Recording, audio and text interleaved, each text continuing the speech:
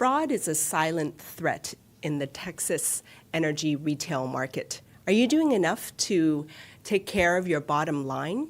Today we are diving into the topic of small margins, big risks, how fraud impacts the Texas retail energy market. Let's start the countdown.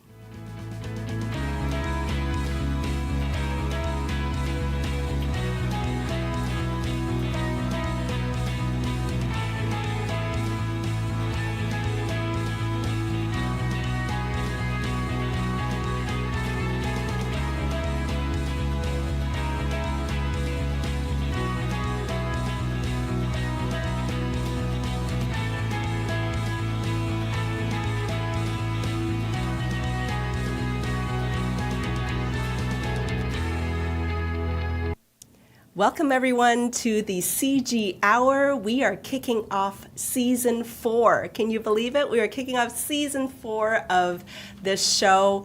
We are coming to you live on LinkedIn as well as YouTube. The goal of CG Hours is to feature industry experts as well as leaders to talk about the latest hot topics in business and technology. And on this episode, we're going to talk all around how fraud hurts the Texas retail energy market. And we'll be introducing our guests very soon. But in the meantime, I want to welcome all of you to the comments of our feed.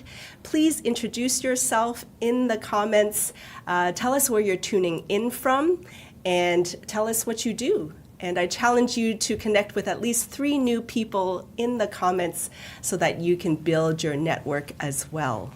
So as I mentioned, we are talking all around fraud in the Texas retail energy market here. And I want to introduce you all to our expert panelists here. To my right, we have Daryl Brown. Daryl, how are you? Outstanding, thank you. Awesome. It's great to be here. Awesome. Daryl is the executive chairman at Atlantic Energy. Daryl, give the audience a little kind of overview of your career. As I was telling her, I've been in this industry since Benjamin Franklin flew that kite and lit up the key, I guess. I worked for many years at TXU when it was a monopoly regulated company. Direct Energy. After that, started a company called Hudson Energy and Hudson Europe, and then was CEO of a company called North American Power. And I've been in the consulting business through part of that also. So yeah, I've been in the retail energy industry since Moby Dick was a minnow. You're like the original grandfather or godfather of energy. I've heard that before too, yes. I love Pratik's colleague said that I invented electricity. That's a great distinction to have. Over here on the far right, we have Pratik Malviya. He is the Executive Vice President at CG Infinity. Pratik, please give the audience a brief overview of your career. Hey guys, Pratik Malviya. I started with CG Infinity in 2008, connected with technology starting 2006. Primarily, I have always worked on technology on retail side of the business. Worked for a few companies where Daryl started. That's where my starting retail energy career on technology side with Daryl, and still here. So. Awesome. Thank you. So we're going to dive into the topic. And please feel free along this whole episode to put in your comments and questions into the live feed. Anything that you have to ask our experts, I'll bring it onto the show as well so that they can answer your questions as we go along too. But before we get into the questions, we want to play for you an explainer video to kind of give you a little context of what exactly is fraud in the retail energy market. And before I do that, there are 2 terms that I want to have Pratik explain for us, because he's going to mention that in the explainer video. And that is the term and the acronym REP and POR. What are those? Okay, so REP stands for Retail Energy Provider. There are retail energy provider who provides you energy, right? So, but in deregulated market, there are some providers you can switch between. So REPs are are the companies who are providing electricity to the consumer. Now, they may be regulated or deregulated. That's a separate segment, but REPs are the entities which are providing electricity to end consumer. Not necessarily they are responsible for producing the energy. They are only responsible for delivering and providing electricity for the end consumer. Got it. And then POR? POR stands for purchase of receivable. In the grand scheme of things, Texas is deregulated market. Many states in US are deregulated, and many states are regulated. So in deregulated markets, there are two types of primary segmentation of markets. One is POR and one is non-POR. POR stands for purchase of receivable, and non-POR is you're not guaranteed a payment. So in the POR market, for example, Northeast, the utility or the regulatory body guarantees whether the customer pays you or not. REP will be paid by the regulatory body. Whereas in Texas, there is no such guarantee. Customers, REPs are expected to collect their payments from the customer. If customer doesn't pay, they are at risk. Got it. Okay, so with those definitions in mind, let's roll the explainer video. Retail energy companies are generally low margin companies. 1% of fraudulent customer could actually take away all the profit for the year in retail energy domain for that particular company. Hi, I'm Pratik Malviya with CG Infinity. Let's talk about fraud in retail energy industry. Texas is one of the largest deregulated market, and it faces a unique challenge of fraud. There are other markets which are deregulated in US, and they also have some kind of fraud, but it is experienced very heavily in Texas. And let's understand why. Texas operates under a non-POR market, which is there is no guarantee for a REP to receive their purchases. Whereas the other markets in US are POR markets where the REP is paid regardless if a customer is paid or not. In Texas, collecting invoices or payments from customer is a duty or a responsibility for an REP, which poses its own risk in case of fraud. How it works? A fraudster will use somebody else's information to sign up for electricity for their home or apartment, and before a REP knows, they rack up about 60 to 100 days of free electricity before they vanish. This happens very frequently into apartment complex or low income areas where people move frequently. The REP is left with the 60 to 100 days of non-paid debt, and this model can be repeated with other REP, and it's an ongoing method. There are certain checks which an REP can implement. For example, check for the telephone number has to be a legit, should not be a repeat number. If it's a voice over internet telephone number like a soft phone number, that has a high risk of fraud. Check for the email needs to be a legitimate email. There are sometimes for fraudsters sign up with the fake email addresses, and there are services to validate that. Do a soft check. Some REPs are starting to do credit check a lot. There are some third-party services which can be implemented to actually identify the person. Here at CG Infinity, we have helped our customer minimize their fraud impact. There is no silver bullet. There is going to be a tailored solution always, but we know the industry and we have helped our customer minimize their fraud impact. Please feel free to reach out if you have any questions regarding fraud or need any help.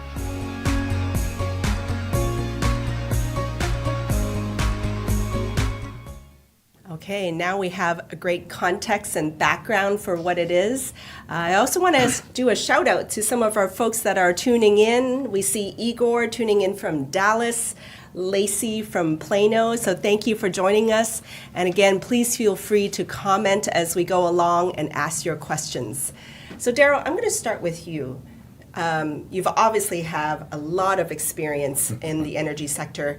Tell us a little bit about the experiences you've had with fraud and the fact that I think there's different market models, and then why Texas is so much more impacted by fraud than other states. Yeah, let me talk a little bit about that. But first, I really enjoyed that piece that Pratik just did, and I think he should be given the Ryan Gosling Lookalike Award winner for that. Really a great job. Yeah, you get an Oscar. You get an Oscar. You get a car. Okay. So let me explain, and it's expanding a little bit on what Pratik said of what I'll call the three business models in the United States for delivering, and I'm focused more on electricity than gas, but similar analysis could be done about natural gas. The first one, and the majority of customers in this, and by the way, I will list these in reverse order of what is most valuable to the consumer, to the customer. The least valuable, and the rates are higher, is those that are monopolies. The rates are set by government-regulated entities. Most of the states in this country have that type of model, where when I worked at TXU before deregulation in Texas, we used to say, this is not Burger King. You can't get it the way you want it. You're going to get it the way we require you to get it. And the rate is set by a government entity. The second of the three models will be the non-Texas competitive space: Ohio, Pennsylvania, Illinois, New York, Massachusetts. Those, they're largely in the Northeast. I left out Pennsylvania, one of the larger ones, but they have a utility is still in existence there, and that's the default service provider, and the retail energy company, if they're able to get a customer from the utility, then the utility still bills them, and to some degree that fraud or bad debt is socialized across a group of customers, and it makes it, quite frankly, harder to defraud the utility that way. The most advantageous to the consumer is what I have referred to as the Republic of Texas model, or otherwise known as ERCOT. Now, in the ERCOT space, there are still those that have monopolies in terms of co-ops, or like the city of San Antonio or the city of Austin. But most people in Texas can choose their energy provider, and it is totally competitive. The utilities have nothing to do with it except that they do the transportation. And so, given that, that's the most valuable to the consumer, that model, but it is also the easiest to defraud the retail energy companies. And the retail energy companies are responsible for billing and therefore take all of the risk of that customer paying or not paying. Now, since the beginning of time, you use a certain amount of electricity and then you pay for it sometime after that. So therefore, the rep is granting you credit so that you can pay later, and those that don't pay then runs up quite a large tab. And I'll talk about some math around how bad one person defrauding the company is, and how that works out mathematically in a minute. Yeah, thanks for explaining that.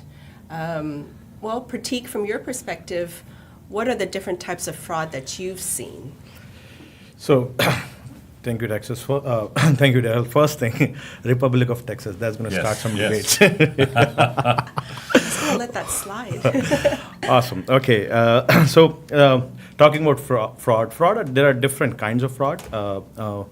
The simplest one is usage fraud, where you signed up for a low rate plan saying that you are just a small apartment, but somebody is running a Bitcoin farm in an apartment, and you rack up the usages, which is REP was not expecting, and that is very common here in Texas, but that's very elementary level fraud. But then there is like a identity fraud and financial fraud. So identity fraud is generally speaking, customer signing up for electricity on somebody else's name and not paying the bill and moving on.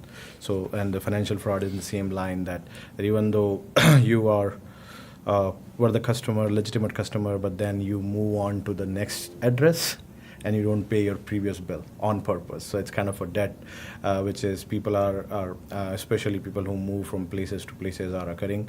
And that, since it's a low margin business, these small instances are really impacting the bottom line of a REP. Got it. So then how, like Daryl, let's talk dollars and cents, Yep. right? How does all that fraud that Pratik just kind of mentioned impact the bottom line for these businesses and retail energy? Probably some people wouldn't have tuned in to this if they thought math was going to be involved. So let me. We're all nerds here. But since Yes. we're all nerds, then let's kind of walk through the math. Yeah. I last night downloaded a publicly available stock market retail energy company and looked at over the last 2 years of 23 and 24 and came up with this, and I will assure you that they are normal. The bad debt from this company, which is when you have fraud, it'll end up going through the financials as bad debt, was about 1.5%. And so someone would say, well, wait a minute, Daryl, small amount. I mean, why are you focus a whole dadgum podcast on that? Yeah. Well, by the way, the earnings from this company as a percent of revenue was around 2 to 2.5% of revenue. So therefore, the bad debt was somewhere between, depending upon the year, was somewhere between 20 and 50% of Wow. earnings. So this is really painful. And again, the retail energy company gives credit to that customer, and then that customer is expected to pay later, which allows them to defraud you a little bit. So let's work through the math on that, kind of the back of the envelope math of what I just told you. If you had one customer that commits fraud, that takes they get to take about 2.5 months worth of electricity, then it takes around 150 to 200 customers that are actually paying you for you to break even and earn zero. So for every one bad customer, you've got to have 150 good customers, but that won't make you any money. That won't keep you in business. You will pay the stockholders nothing given that. So you have to improve those odds. When you work through this math, it's clear that the picture is, and I predict this math will get even harder as time goes along. Margins will even get thinner. And as those margins get thinner, then the successful companies, the ones that can actually stay in business, will be those that are able to manage their fraud to a really low level, not let those fraudulent customers come into their database and start taking power from them and start running up the debt quite a lot. So the difference will be whether you're successful or not successful will be in how you prevent fraud in the future. We need to think about this. I need to make this clear. We think of a customer as a home or an apartment, but there are a lot of customers who are commercial, who are warehouse, who are restaurant, who are a steel manufacturer, data centers. Those are not what we're really talking about here, because when you, in Texas and in the other competitive space, when you have a contract with a steel manufacturing company that uses large loads, your contract is really tight, and it has guarantees of payments, and it has liquidated damages if you use more energy and all that stuff. So what we're talking about here is the non-commercial customer, the residential customer, whether it's a rental unit or they own their home. As a consumer, I had no idea the margins were that small. Like, Pratik, from your perspective, how does fraud impact the bottom line from some of the customers that you have worked with? So, it's a fraud impacts, like the way Daryl was explaining. It's only 1.5%, but if the company is making 2.5% of its revenue as a margin, then the bottom line is going away. Like, you don't have a lot of margin for error, or a lot of room to actually play with things since your margins are low. And the way it plays out is also, especially in Texas, your electricity bill contains two parts. One is your TDU charges, transmission, distribution, utility charges, and one is energy charges. Whether a customer pays you or not, you are still responsible for paying your TDU charges to the utility. So it double dings you. One, you are expecting some payment, didn't came through, and you are still owing money, which is you're gonna deliver to TDU charges to utility. So in the both side, it takes away a lot from the bottom line, and hence goes the creativity and the competitiveness of the market, because now not just the bottom line, but at the end, REP will socialize the cost against other good paying customer. So fraud indirectly is increasing cost for everybody. It's like it does impact immediately the REP, but eventually in long run it is impacting every single B2C or B2B users or consumer. Dive into that a little deeper, Daryl, because like I'm a consumer of energy, right? I'm a customer, right? So on one hand, I listen to this, I'm thinking, oh, it's just the company's kind of problem, right? Yeah. But tell me how it impacts me as a consumer and customer. Yeah, great, very, very critical point that your question implies, and that is the people that are going to pay for it are the consumers. Ultimately, there's no free lunch. So if Pratik doesn't pay his bill, and you and I are paying ours, then we at some point have no other choice but that our rates have to increase adequately to pay for that fraud. But in Texas, this is competitive, and therefore, if Pratik's company doesn't do a good job managing fraud and my company does, his will go out of business and mine will stay. So the long-term evolution of this is we will get this under control. Yeah, and it becomes a battle for survival for REP itself. And as I'm repeating actually what Daryl just said, but the company which manages their fraud effectively will survive in longer run, and the company which does not is going to go under or be acquired by somebody else. Gosh. Well, and Daryl, you've been in the business for decades. Yeah, you keep right? reminding me.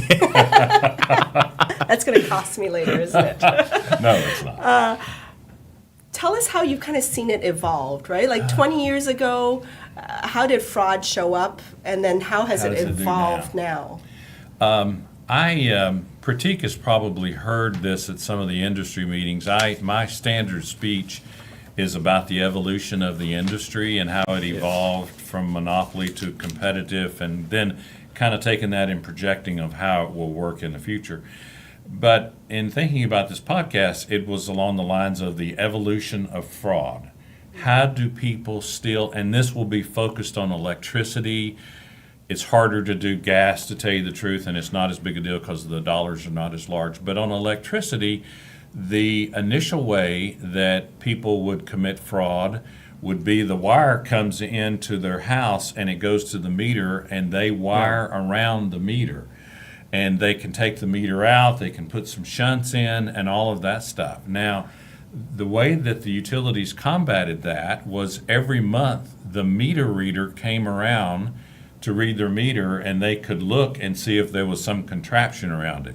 Now, I know that because when I grew up in small town Texas, I was the football captain, and in the summertime, I was a meter reader. Wow. And so we could see weird things around the meter, of which we didn't have a phone to call it in. So when we got back to the office, we would report that Miss Jones is trying to steal electricity from us. And the police would go out and arrest Mr. or Miss Jones, and in that case. So that was the initial way of being able to steal electricity. That evolved, and quite frankly, as he mentioned it, a lot of them would be apartment renters. When you're in a college town and Joe goes to the frat party and he's sleeping it off on somebody else's couch the next morning, then they go take Joe's wallet and gets his driver's license and calls the utility and signs up for service under Joe's name while he's still passed out on the couch. And they think that's real funny. And I saw this, even when I was in college, people did that kind of stuff. But it was small, kind of petty in those days. And in those days, you could only get away with it once, because the next time you called in, you're calling into the monopoly utility, and they now have a record of who Joe was, and they won't let Joe go sign up somewhere else if he hadn't paid his last bill. Keep evolving. This became a cottage industry. There are pictures of people that are in the Walmart parking lot on the back of a flatbed truck selling fake IDs, so that, and with a little instructions on what number you call in order to be able to get your electricity turned into these fake ID numbers. That has evolved from, there are some people, I shouldn't call them humans because they're cheaters, they will say, if you give me $50 a month, I will get you free electricity. And they do so because they have a whole bevy of fake IDs that they will call up. Now, we talked about the market models in Texas and how that's the most competitive but the easiest to defraud. Well, if you have one fake ID, you can call up TXU, Retail Energy, and sign up for 3 months with them, and then they cut you off, and then you call up Direct Energy, same ID, because TXU can't tell Direct Energy that's a violation of privacy. So you can just take different companies and defraud the same apartment unit or house would defraud multiple different retail energy companies. This has evolved into the internet being able to provide fake IDs and fake driver's licenses that are extremely well put together and very convincing that these are accurate. And so that allows a much more sophisticated defrauder, I guess is the right term. So it's interesting in communities, these things get around. When I was a meter reader, the joke was that we would tell one customer that, that your meter slows down if you put a brick on the top of it. And then the next month when you come by, every meter has a brick on it because everybody wants to save energy. That was a lie. It was a joke. But when someone is able to defraud the big utility company and get away with it, then it kind of becomes, our more modern term would be viral, and people get excited about doing that kind of stuff. Well, before it was word of mouth, you just tell your neighbor. Now you post Now you something do it on on social media. Yep. Thousands and 10,000s of people hear about it. Yeah. And like there are WhatsApp, Telegram chats, social groups, people meet on social gathering, and hey, I'm getting electricity for $50 a month or $10 a month. Just And call Joe. call this guy. He's been helping me for the last 12 months, and like, okay, I can get that. So that's how technology has made it easier for fraudster to actually reach their target audience. So if you want to do that, just call Pratik. He knows how to do it. So I can totally see, as you guys explain it, how it can really escalate at an exponential level, right? Because you can communicate fraud ideas to everyone and anyone on social media. Then you add that to the low margins, and then it could just be a train wreck, right? If things aren't tracked properly. Yep.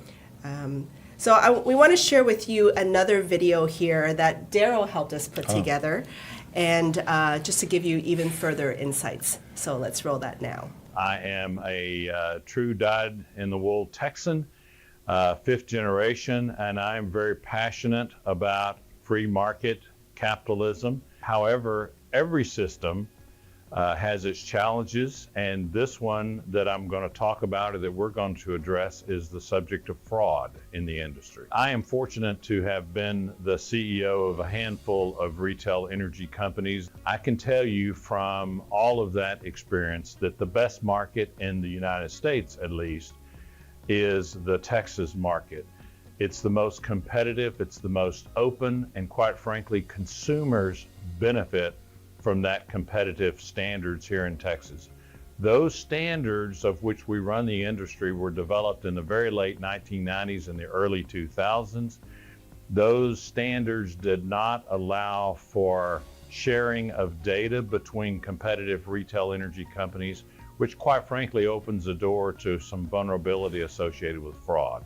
I may look 35 years old, but in reality, I was involved in these meetings when these standards were established back in the late 90s and the early 2000s. The important thing of those days was privacy of this data. That was really good, and I support that, but it did lead us to the association with fraud in this industry, and in Texas, that's really important. Texas, unlike some of the other states, particularly in the Northeast, that have different standards or different models the industry is built on, in those cases, bad debt, which is a result of fraud, is socialized across the industry and doesn't come down hard on one particular company. That's particularly the way it is in states like New York and Pennsylvania and Ohio, just to name a few.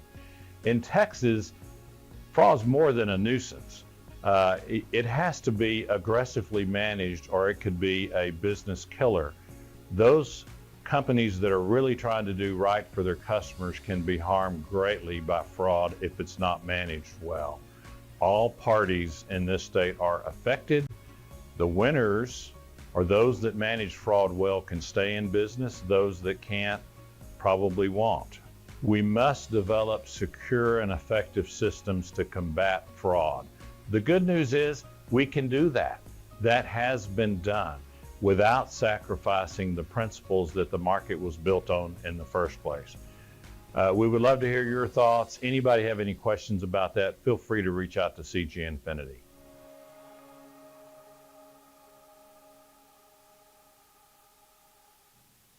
I feel like I'm getting such a huge education about this whole topic here. And I see folks in the chat here. Rebecca says, I remember a scene in the TV show Shameless where a family stole electricity from their neighbors. And Matthew also responded, that happened on King of the Hill as well. But then Hank felt too guilty afterwards. But yeah, it's in pop culture, right? Energy fraud.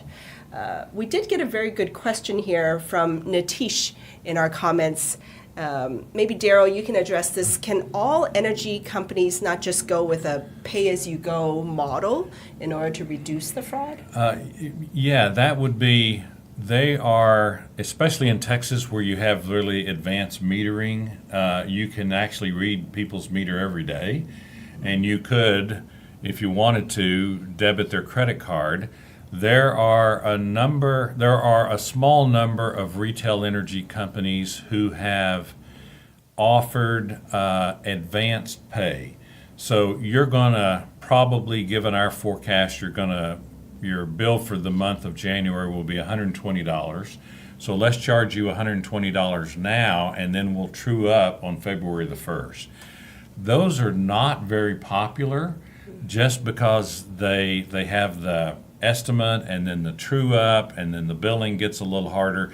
Doesn't mean that nobody took advantage of it. People did, but the price is either the same or almost the same as if you did the traditional post pay. So it turned out not to be popular, but could it be done? Heck yes, it could be done, and it would solve this problem. Well, and I think a lot of things can also be solved with technology, right? And that's what you deal with, right, Pratik? As we kind of look at solutions now, so we kind of have a good understanding of the problems, the issues, the challenges. How do you kind of see technology being leveraged to address fraud? So technology is the solution, one of the solutions. I think that there could be some process-oriented solution, but technology is going to be the key to solving this problem. So in order to solve it, let's talk about where the fraud is occurring, right? So there are multiple stages when a new customer is coming in and their intent is to fraud. Let's largely divide into two different states. One is pre-on flow, and then another one is post-on flow, right? So when you talk about pre-on flow, where the customer has requested electricity, but you have not started supplying. You agreed to supply the electricity, but you have not started the flow of electrons to keep it simple, right? So during that duration, you have an opportunity to implement some checks. Now, any check we perform, it comes at a cost of delayed enrollment and losing your potential customer, because while you're preventing the fraud, you risk on frustrating your actual customer who are not intending to fraud and lose them. So it does come up with the cost of losing legitimate customers. But things like some very basic checks, such as make sure the email address is valid. Like, it's not a dummy email addresses. There are services you can opt for that. Make sure they're not supplying the voice over internet kind of phone. Like, that has to be a your regular phone number too. So those are some checks which you can implement. Then do a small soft check on the from the credit bureau if that's something we can opt for. So those are changes which will not really impact your customer's experience on signing up for electricity, but it still gives you some kind of assurance on that there is prevention against fraud, right? But then there is some really ID verification kind of situation, which I see eventually going to happen. Like you apply for a credit card today, you don't get it without the social, so there's going to be some kind of ID verification process where you're going to either have to submit your driver's license or some kind of social security number or something which will allow you. Which will allow them to identify you as an individual before the electrons are flowing. So those are steps which can be taken pre-flow. And I'm seeing a trend that more and more retail energy companies are moving towards ID verification or some kind of verification beforehand. But that's the journey this industry is going to take. Then once the electrons are flowing, now the sooner you catch a fraud, the better it is. Because if they are able to rack up 100 days, and let's say you find that this is going to be a potential fraud at 30 day or 60 day or 20 days, right? So you save up remaining days, one way or the other, right? So now how are you gonna find out? So you can run some advanced analytics algorithms, you do a database query, or let's say you do a customer touch point. For example, we implemented Twilio for one of our customers where post-enrollment, somebody made sure to call them and talk to them. Hey, how's everything going? Make sure it's a real person. Make sure it's a real person. One, the customer feels really great that I got a call. Second, you're going to get an assessment that, yep, that's a real person, he's going to pay the bill. So there are some process things and technology things together. They can actually help fight this fraud situation. We call those welcome calls. Welcome calls. And the good customers really appreciate that you reached out to them. Yeah. And the customers that intended to defraud you either won't answer or they'll give you the runaround or not good answers. Not good answer, yeah.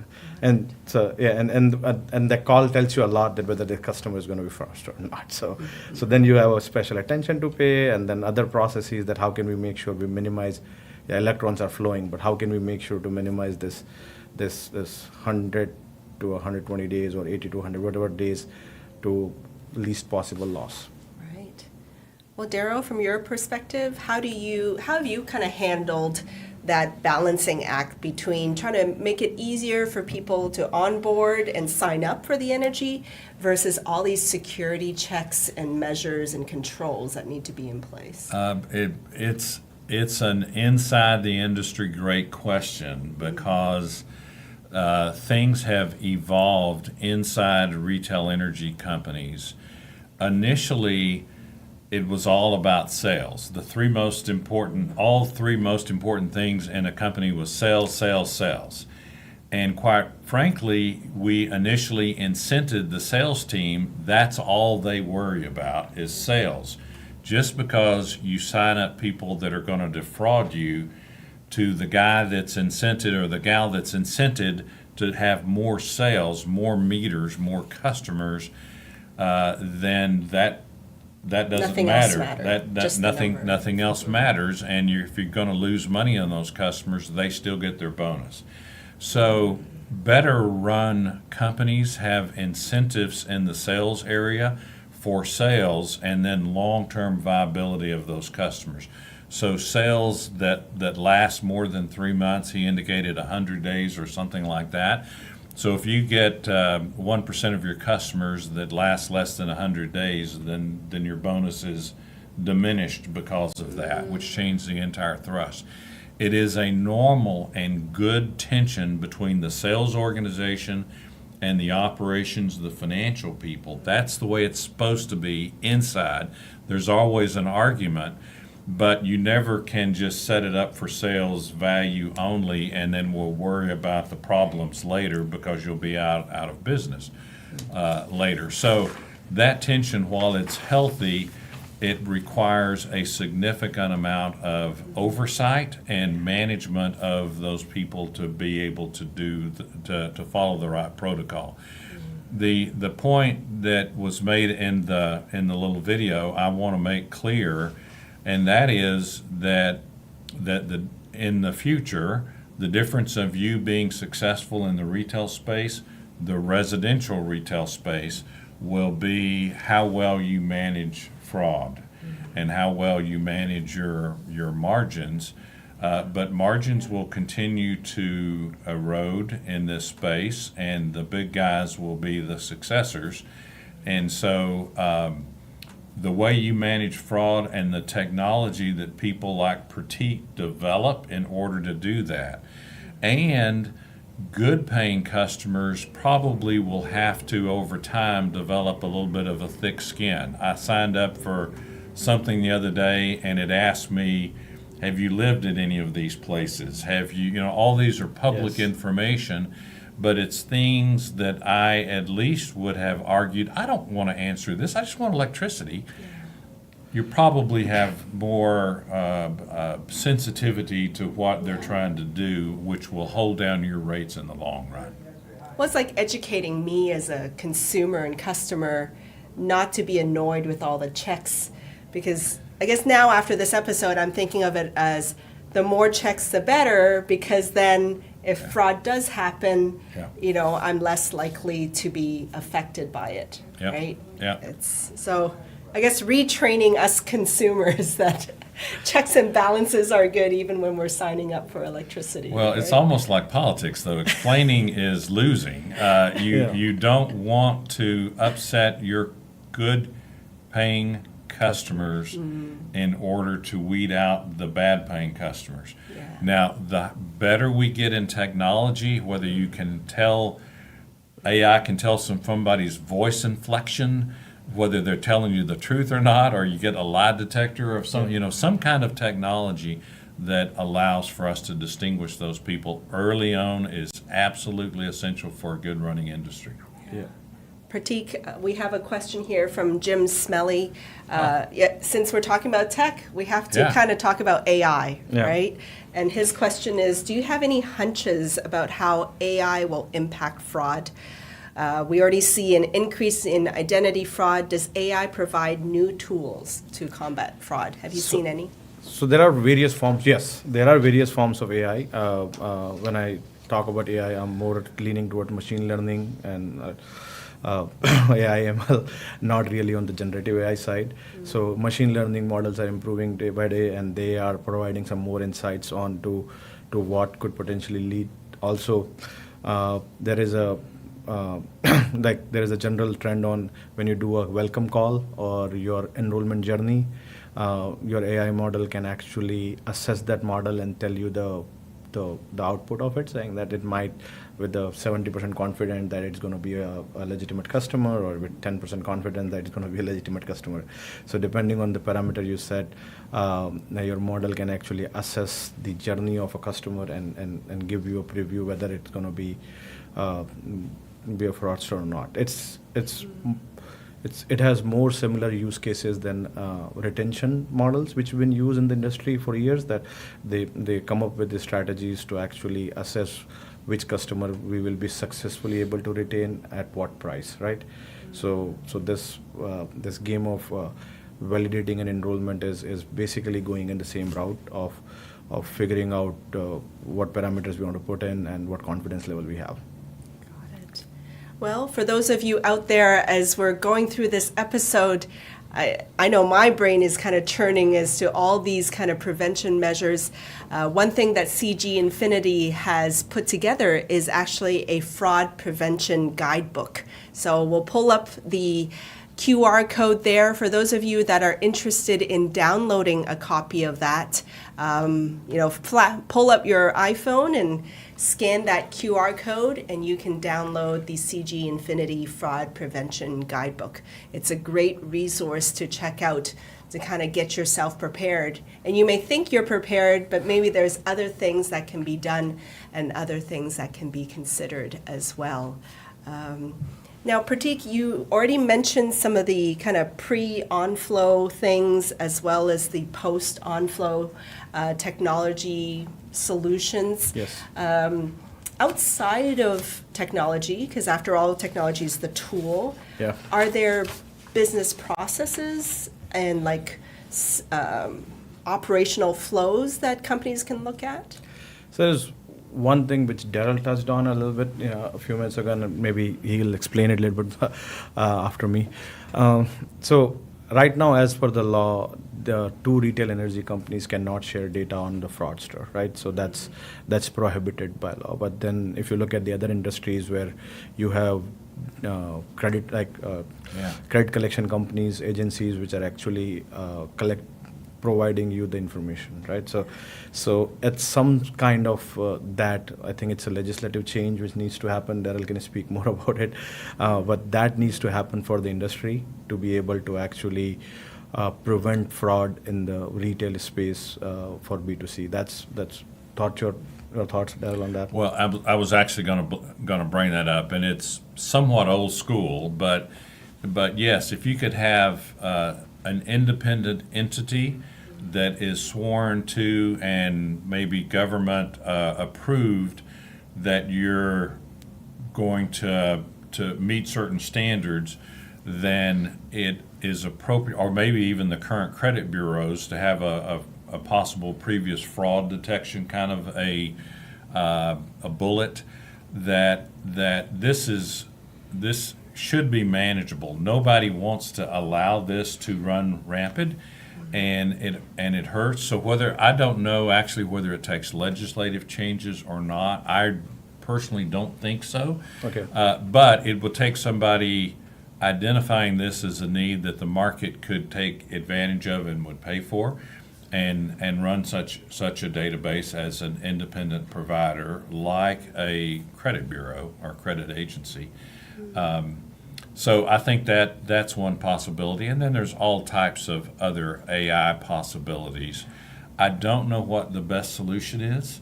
I think that it's too early in the process for us to center on just one solution. Yeah. But hopefully there will be a handful of those that you run your customers through in order to dramatically limit this problem.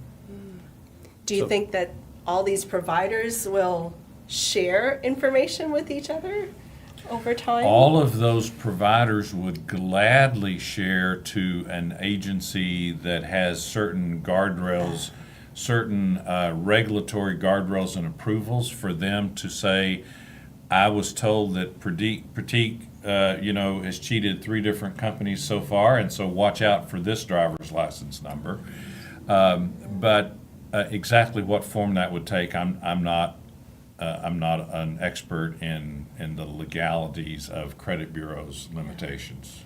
And maybe that's where those large language models Yes, right, a little bit. need to come And in. also, yes, and also so since you asked about the process, so staying on the process topic, so comparing retail energy with like banking industry, for say, banking has been around for 200 years plus, I think. Retail energy has been around only for 20 years. We are still going through a lot of adjustment and maturing as an industry. And there are no federal regulation yet. There are federal regulation on guarantee of like power and stuff like that, but not really a lot retail. on the retail side. So this thing, there will be some changes in coming years, or at least I'm expecting that in coming years there will be some federal regulations, and that will allow some processes to improve. Right now, every state does their own thing. Like California has a different model than Northeast and Texas, and all these things are trying to achieve the same objective per se, that making it competitive and cheaper for the end consumer in their own way, but it's going through some challenges. At the current state, what I've noticed from a process within the company perspective is that there are sales team and operations team. So the department which is responsible for sales and the department which is responsible for delivery and invoicing are not connected well. Like there are some gaps. They all operate from their own source of truth. It will be not surprising for us to not have this exact same active customer count across all 3 departments. You ask the billing department how many active customers you have. You ask the operations department or your sales department that, hey, how many active customers? Your answer will come out to be different from all 3 firms. So there are some internal having the single source of truth, aligning your data really well, and not working on obsolete data. There are most of the companies still have some form of Excel running in there. Oh my. If it Yes. ups to me, I will, as an organization, I will like discontinue Excel. Use PowerPoint for representation, but do not use Excel. It goes into silos. It builds a lot of things, which is like, hey, I'm running this my report on the side, and I have this data, but the data is now And it could be tribal knowledge Yeah. too. Yeah, Because and- only one person knows, but the data they're operating on is old. So now you have a completely different report when the reality is, and somebody takes a different timestamp and then goes from there. So it's this whole mess. Yeah, can I expand on that just a little Please. bit? His point's really good, but from a macro perspective, the entity, the institution that benefits the most from competitive energy markets is the customer. Period. End of story. Yeah. Whether you're talking about number of services that you can do, the quality of those services, the number of options that you have, and something that's very clear is price. States that don't have competitive energy markets, they're since 2008 when all of them that are open now opened, then the non-competitive, the monopoly states have gone up in price, where the competitive states have gone down in price.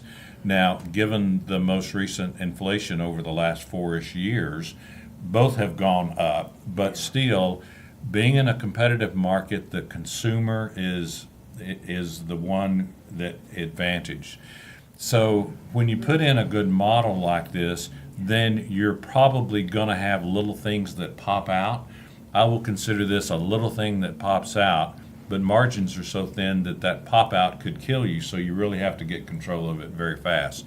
But I don't want to throw out the baby with the bathwater. When we had the 2021 cold snap, Uri, Yeah. people tended to think that, okay, Texas has got this competitive energy market and they're the ones going through brownouts right now, and must be because of the competitive nature. No, it wasn't.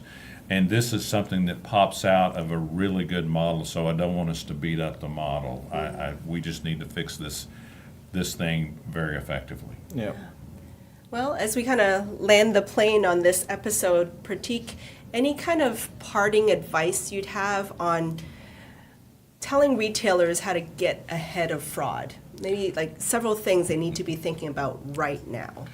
So several things they think that they need to be thinking, if they are not managing fraud today, they are already behind. I'm going to lay that fraud has been a problem for a few years now. There are so many companies who have started addressing it already effectively.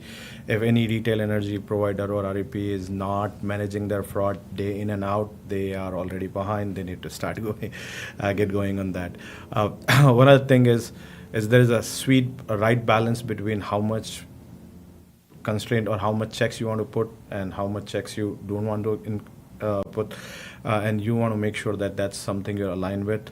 There are some checks, again, as I was saying earlier, which does not impact the customer experience on onboarding. You must have those always. And then there are checks which actually have impacts on customer experience. Then you can negotiate, okay, how much impact I want to have versus how much impact I don't want to have.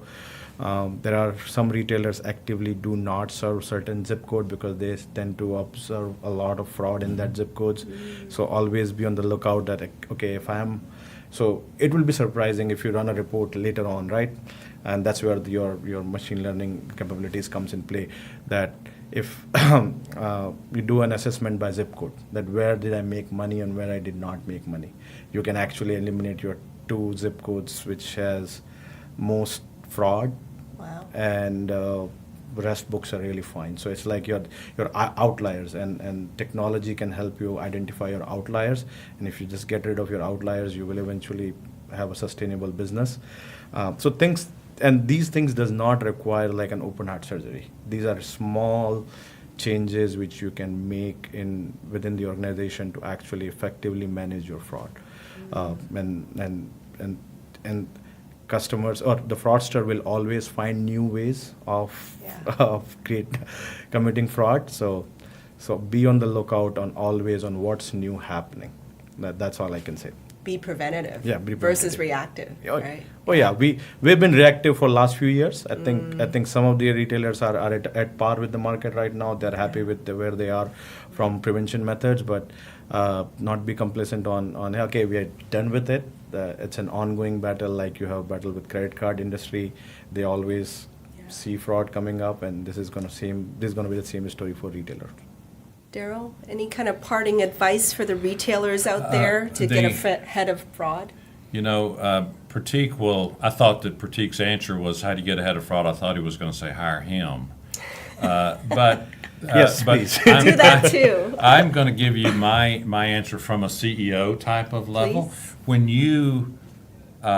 your operations officer better be good at preventing fraud, and you need to ask them 3 questions if you're getting a new one. Can you prevent fraud? Can you prevent fraud? And the same thing. So yeah, you need to highlight this as one of the things that you have to take care of. It doesn't mean you can be laxed on the other 100 things you've got to do, but this one is one that could hurt you, and it has a tendency to be a little viral, so it could get out of control very quickly. And then also that point, I think it really stuck with me when you said it earlier about the quality of the customer, right? Yes. Right? That these are people that will pay their bills and, yeah. Yeah, your favorite customer is one that pays his bill on time, or maybe a little bit late if you charge them a late fee. But yes, those customers are the ones you want, and it's And not have interesting. sales just chase the number. The books that people are buying now are the mature books, because they're ones that their fraud has already happened in that customer base, Okay. and they didn't pay their bill, and now they're gone. And the book is only half of what it used to be 2 years ago, but it's the half that you actually want. So yeah, weed those customers out of your book, and you have a valuable business. Yeah, I do agree with this, that there's a trend on special scrutiny while doing an M&A activity in the industry. There It is. used to be smoother sale a few years ago, but now every M&A takes a lot longer and costlier actually to weed out the fraud customers. And the ideally, like the first checkpoint is normally like, hey, okay, let's keep all the customers aside who has been paying for last 4 months or 3 months. But Yes. then the newer ones which you got in last 3 months or 2 months, that's when they want to scrutinize a lot, because those ones will have the highest amount of fraud. And then I guess for me as a consumer, be patient with all the extra security measures that come up. But now I understand why. Like you guys have really shed a light on that impact down to all the way to my customer level, basically. So thank you, Pratik. Thank you, Daryl. For those of you out there, be sure to connect with both Pratik and Daryl if you want to learn more or if you have further questions.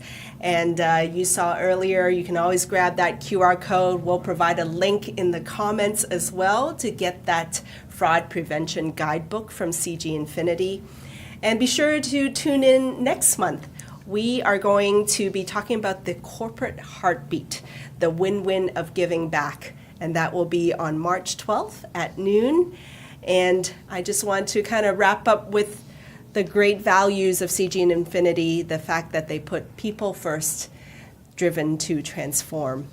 And so as we wrap it here, we want to play for you a video of our Season 3 recap and some of the highlights from last season. So thank you, everyone. Thank you for tuning in, and we'll see you on the next episode. Thank you.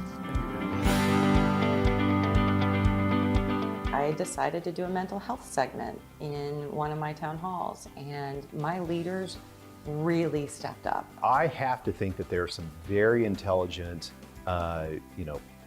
copyright and patent attorneys out there right now, drawing lines in the sand. This technology, the advantages of this are profound to a business.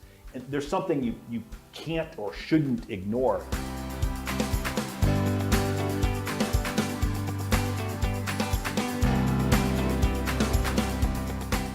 AI that we utilize takes a baseball game, and let's say traditionally you might be able to bet on a couple hundred things throughout the game.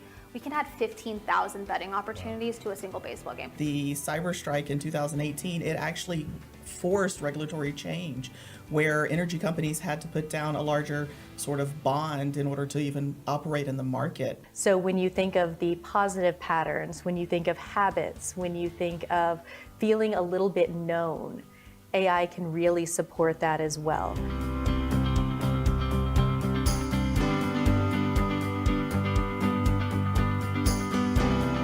The key for retailers is to have KPIs in place where you can proactively identify issues and try to resolve those before the customer is impacted. Player props, which is not just how many points will LeBron James score, it's like how many assists will the second stringer who may or may not get off the bench produce. If there is drift racing on the street, there could be propositions that could be voted on, and then AI-backed cameras could detect such activities.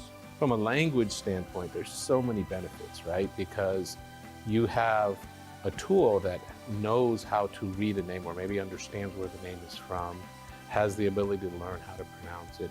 This is a place that I can belong. This is a place where I'm valued. This is a place where I'm willing to spend my precious life.